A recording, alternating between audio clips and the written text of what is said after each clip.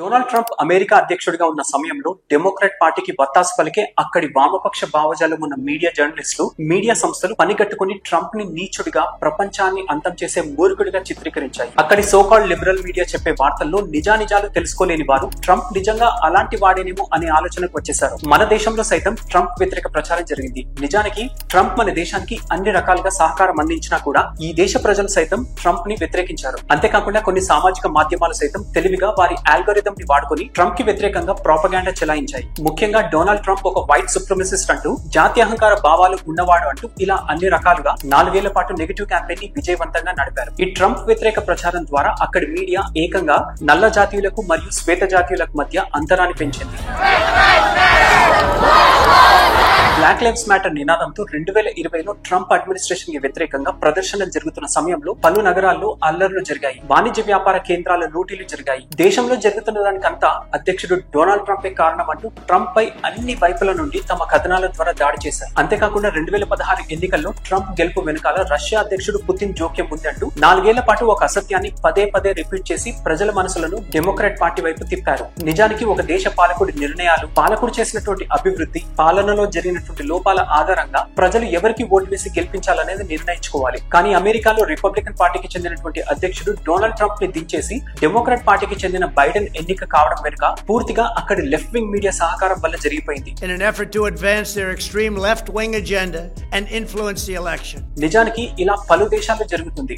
మన దేశంలో సైతం 2004లో ప్రధాని వాజ్పేయి గారి ఓటమి వెనుకాల ఇక్కడ లెఫ్ట్ వింగ్ మీడియా ప్రధాన పాత్ర పోషించింది. అంటే ఒక ప్రజాస్వామ్య దేశంలో మీడియా పాత్ర ఎంత ఉంటుందంటే, తాము అనుకుంటే ఏకంగా దేశ అధ్యక్షులను, దేశ ప్రధానులను మార్చివేసి తమకు కావాల్సిన వ్యక్తిని ప్రజలు ఎన్నుకునేలా చేయగలదు. ట్రంప్ మూర్ఖుడు అని ఏ మీడియా సంస్థలు అయితే ఆ రోజు ప్రచారం చేశాయో, అదే మీడియా సంస్థలు ఇప్పుడు బైడెన్ కి వ్యతిరేకంగా మాత్రం ప్రచారం చేయడం లేదు. ట్రంప్ ని ప్రశ్నించిన విధంగా బైడెన్ కి ఇరుకున పెట్టే ప్రశ్నలు వేయట్లేరు. ముఖ్యంగా ట్రంప్ అధ్యక్షుడిగా ఉంటే ప్రపంచ వ్యాప్తంగా ఏదైతే జరుగుతుందంటూ మీడియా సంస్థలు ప్రచారం చేశాయో అవి ట్రంప్ హయాంలో జరగలేదు, కానీ ప్రస్తుత బైడెన్ హయాంలో జరుగుతున్నాయి. రెండో ప్రపంచ యుద్ధానంతరం ఆ దేశ అధ్యక్షుల్లో ఏ దేశంపైకి యుద్ధానికి వెళ్లని కొద్ది మందిలో ట్రంప్ ఒకరు. ట్రంప్ సమయంలో మనం సరిగా గమనిస్తే ప్రపంచమంతా ప్రశాంతంగా ఏ యుద్ధాలు లేకుండా ఉంది. కేవలం కోవిడ్ అనే మహమ్మారి సృష్టించిన బీభత్సాన్ని మినహాయిస్తే అంతా సవ్యంగా సాగింది. ట్రంప్ అమెరికా ఆర్థిక వ్యవస్థను చక్కదిద్దాడు. నల్ల జాతీయుల్లో నిరుద్యోగాన్ని కనిష్టానికి తెచ్చాడు. The unemployment rate for African Americans has reached the lowest levels in history.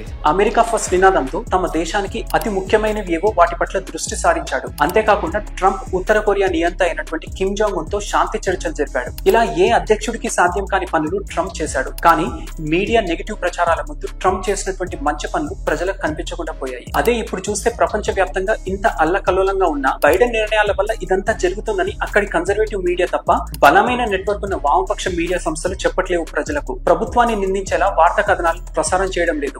Media సంస్థలు పనిగట్టుకుని వ్యతిరేక ప్రచారాల ద్వారా అమెరికా అధ్యక్షుడిని వ్యక్తిగతంగా టార్గెట్ చేసి దించేయడం వల్ల ప్రపంచం ఇప్పుడు ఏ స్థితిలో ఉందో మనం గమనించవచ్చు. ట్రంప్ అందుకే తన ఓటమి వెనకాల ప్రజల నిర్ణయం కంటే ఎక్కువ కొన్ని శక్తుల కుట్ర దాగి ఉందంటూ తన ఓటమిని అంగీకరించనన్నాడు. ట్రంప్ ఆ రోజు అన్న ఆ మాటలు మనకు మరో విధంగా అనిపించినా నిజమేంటో తనకు తెలుసు. అయితే మన దేశంలో ఈ సమస్యను జాతీయవాదులు 2014 ముందే గ్రహించారు. మన దేశంలో కాంగ్రెస్ నిజానికి ప్రభుత్వంలో ఉన్న సమయంలో కంటే ప్రతిపక్షంలో ఉన్నప్పుడు మహా డేంజర్. కాంగ్రెస్ పార్టీకి అంతర్జాతీయంగా ఉన్న నెట్వర్క్ ద్వారా ఏదైనా చేయగలదు. కాబట్టి అటల్జీ అధికారంలో ఉన్న సమయంలో జరిగిన తప్పు మోదీ హయాంలో జరగకూడదని నిర్ణయించుకున్నారు. నిజానికి మీడియా అనేది వ్యక్తుల సమూహం. వ్యక్తులకు ఏదో ఒక భావజాలం ఉంటుంది. వ్యక్తులు తమ ఐడియాలజీతో సంబంధం లేకుండా తమ అభిప్రాయాలను వ్యక్తపరచడం అనేది ఉండదు. అది మనం కాదనలేని సత్యం. అలా 2014 ముందు మన దేశంలో బలమైన నెట్వర్క్ కలిగిన కాంగ్రెస్ అనుకూల లెఫ్ట్ వింగ్ మీడియాకు పోటీగా రైట్ వింగ్ మీడియాను ఏర్పరిచారు. అందుకే మోదీపై ఇంకా కేంద్ర బీజేపీ ప్రభుత్వంపై లెఫ్ట్ వింగ్ మీడియా ఎంత విష ప్రచారం చేసినా ఇటువైపు నుండి రైట్ వింగ్ మీడియా నిజాలు ఏంటనేది ఎప్పటికప్పుడు చెప్తూ ప్రజల